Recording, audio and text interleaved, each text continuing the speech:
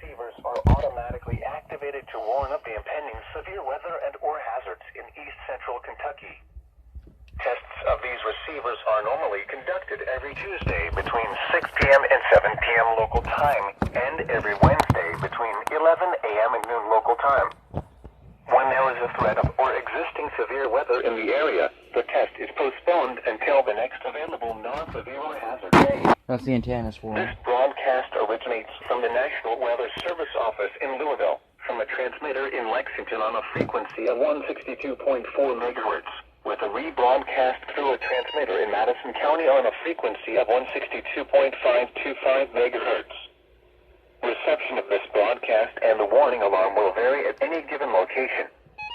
To provide the most consistent warning service possible, the warning alarm will be activated for watches and warnings affecting the following counties: in East Central Kentucky, Anderson, Bourbon, Boyle, Clark, Fayette, Garrard, Harrison, Jessamine, Madison, Mercer, Montgomery, Nicholas, Scott, and Woodford. This concludes the test of the NOAA radio warning alarm and emergency alert system. We now return you to regular programming.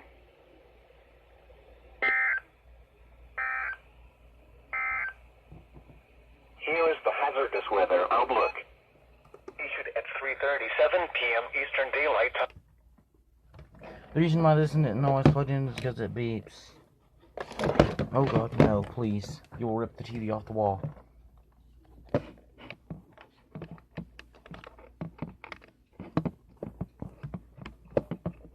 Oh yeah, a little fun fact about this thing. This thing's been plugged in for about 3 days and nights solid on it now.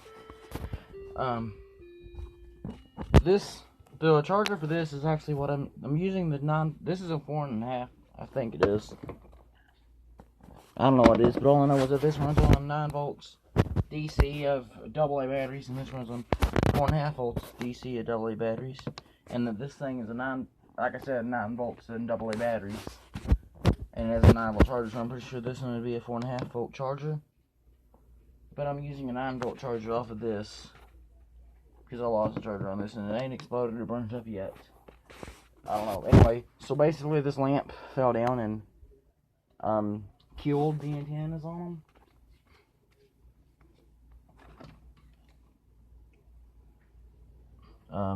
Yeah, this one got split, so I just had to take it off because it was a hazard at that point, as you can.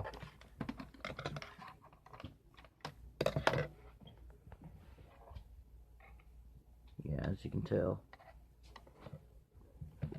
What is, I have an RCA jack that I split, cut open, and hooked to a little patch of aluminum foil back there. Now this thing, as you can see, is wobbly.